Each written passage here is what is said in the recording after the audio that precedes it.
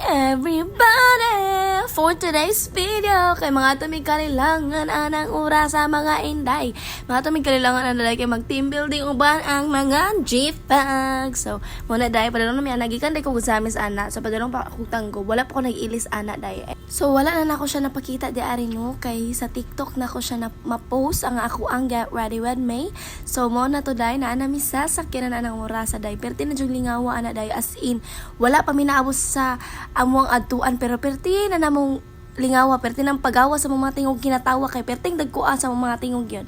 So mo to dahil excited kay mi sa mga pagkaon anak kay namilit chan sa mga try nana mong pagkaon like nana siya pagkaon na ni agi namin sa Pangal Bay dool na dyan mi sa amo ang destination. So mo to dahil lantaw-lantawa lang na ninyo kung unsa na kalami ang among mga sundaan day. Grabe kalami dyan. So naabot na mi day.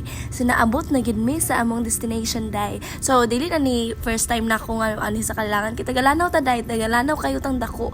So normal na ning kailangan nato day. Pero day miski pag kapila nang balik sa kailangan day pertigyong nindo. So nangatawa di mi na no kay nag-beach na among kauban day. Wa pa mi katunga sa among kinan-an day kay dagan mo siya gihukad day.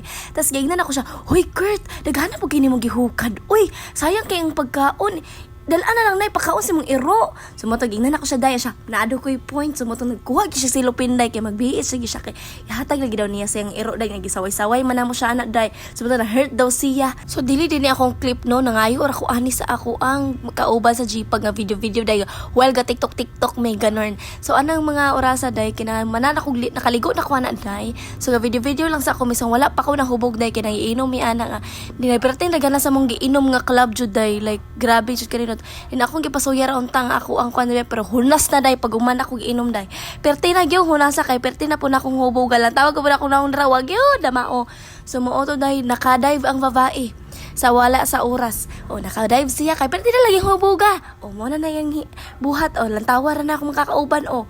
Da, gisawog-sangog niya akong kauban day kaya di ka balumuday. So mo na nay panghita mo na mo day perti na gyud mong lingawa day wala jud ko kasabot sa ako ang kwan anak kay perti na pud na akong humuya. Wala jud ko'y ma-feel anak. So sa among pagpamauli day wala jud ko ka video day ang ako jud na video ang pag-abot na ginamo sa among balay day ari sa lanaw day. So naabot ako day ako nang gihubo akong jacket day kay nagpasuya akong ating nga nindot lagi daw siya outfit. Di wala siya kabalo mas kavog pa day akong outfit. So akong gihubo jud akong jacket day kay di jud ko magpakabog dapat nindot jud ako aday. Pero ning laban po din akong tita day lang tawag na siya day oh namulaban gid po siya day kay nasumili family lagi daw inana man jud na day mga bagag nawong. Ay hindi sa bagay pero nindot biya gyud kay akong outfit anak day.